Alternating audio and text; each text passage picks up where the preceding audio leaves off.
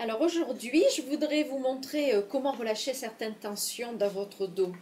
Nous avons ces habitudes, ces postures différentes selon qui nous sommes. Certains nous sommes plutôt cambrés et d'autres on a le dos plutôt rond, plutôt avachi.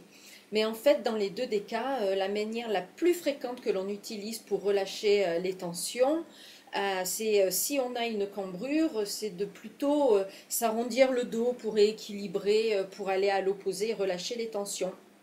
Ça marche pendant une minute, mais le problème c'est que très rapidement on revient dans notre cambrure de départ.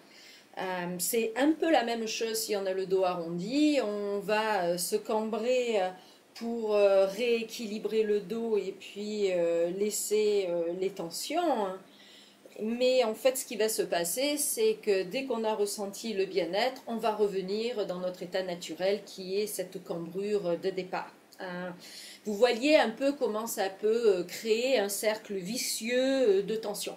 Mais il y a une manière beaucoup plus efficace pour relâcher ces tensions.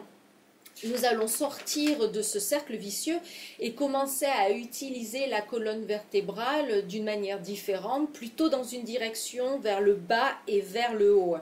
Nous explorons l'idée que la colonne vertébrale en fait se sépare au niveau de la taille en deux directions. Alors vous avez le bas de la colonne vertébrale qui en fait travaille un petit peu comme des racines, comme les racines d'une plante, et nous permet de en fait nous ancrer dans le sol et de commencer à relâcher le dos, hein.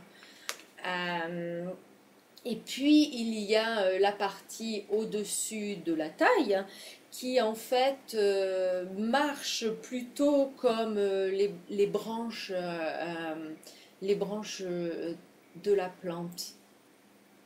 Alors, ce que vous voulez essayer de faire ici, c'est de vraiment vous ancrer dans le sol en vous relâchant, pas en poussant dans le sol, pour créer une légèreté dans la colonne vertébrale. Et vous pouvez utiliser vos bras pour aider à amener cette colonne vertébrale. Et comme vous voyez ici, le muscle se relâche. Puisque la colonne vertébrale fait son travail,